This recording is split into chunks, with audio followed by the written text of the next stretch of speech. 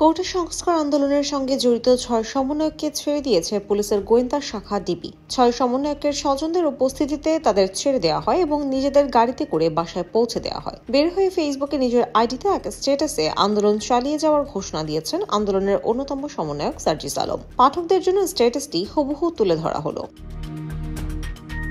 বলেন, কথা দিয়েছিলেন আন্দোলনকারী শিক্ষার্থীদের থেকে কাউকে গ্রেপ্তার করবেন না, মামলা দিয়ে হয়রানি করবেন না, কিন্তু তারা কথা রাখেননি। বিশ্ববিদ্যালয়ের শিক্ষকদের উপর আঘাত করেছেন, সারা দেশে স্কুল কলেজের ভাই বোনদের উপর লাঠিচার্জ করেছেন, যাকে ইচ্ছে তাকে জেলে পাঠিয়েছেন। আন্দোলনকারীদের খুঁজে না পেলে বাসা থেকে ভাইকে তুলে নিয়েছেন, বাবাকে হুমকি দিয়েছেন। মাসরুর তার উদাহরণ। যারা একটিবারের জন্য এই আন্দোলনে এসেছে তারা শান্তিতে ঘুমাতে পারে না, গ্রেপ্তারের ভয় থাকে। এমন অনেকে আছে যাদের পরিবার এখনো তাদের খোঁজ পায়নি। এমন তো হওয়া উচিত ছিল না। কোথায় মহাখালীর সেতু ভবন আর কোথায় জাহাঙ্গীরনগর বিশ্ববিদ্যালয়? অথচ জাহাঙ্গীরনগর বিশ্ববিদ্যালয়ের সমন্বয়ক আরিফ সোহেলকে মহাখালীর সেতু ভবনে হামলার জন্য গ্রেপ্তার করে রিমান্ডে নিলেন। সাথে আছে আসিফ মাহতাব স্যার, মাসরুর সহ আন্দোলনে অংশগ্রহণকারী অসংখ্য শিক্ষার্থী। রিকশা থেকে নামিয়ে প্রেজেন্ট ভ্যানে তুলছেন, বাসা থেকে তুলে নিয়ে মামলা দিয়ে কারাগারে পাঠিয়েছেন।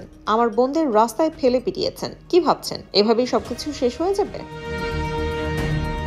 ৬ দিনের ডিবি হেফাজত দিয়ে ৬ জনকে আটকে রাখা যায়, কিন্তু এই বাংলাদেশের পুরো তরুণ প্রজন্মকে কিভাবে আটকে রাখবেন? দুর্নীতি, লুটপাট, অর্থ পাচার, ক্ষমতার অপব্যবহার করে যে ক্ষোভ সৃষ্টি করেছেন, প্রতিনিয়ত সেগুলো কিভাবে নিবৃত্ত করবেন? পুলিশ ভাইদের উদ্দেশ্যে একটা কথা বলি, এদেশের মানুষের ক্ষোভ আপনাদের উপর নয়, পুলিশের উপর নয়। এই ক্ষোভ আপনার গায়ের ওই পোশাকটার উপর, যে পোশাকটাকে ইউজ করে বছরের পর বছর আপনাদের দিয়ে এদেশের অসংখ্য মানুষকে দমন পীড়ন করানো হয়েছে, অত্যাচার নির্যাতন করানো হয়েছে, জেল আর আদালতের প্রাঙ্গণে চক্কর কাটানো হয়েছে। সেই পোশাকটার উপর, ওই পোশাকটা ছেড়ে আসুন আমাদের সাথে, বুকে টেনে নেব।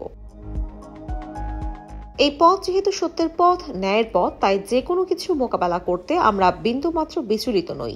যতদিন না এই বাংলাদেশ আন্দোলনকারীদের নিরাপদ আশ্রয়স্থল হয়ে উঠছে, গণগ্রেপ্তার, জুলুম, নির্যাতন বন্ধ হচ্ছে, ততদিন এই লড়াই চলবে। IBTV USA news desk.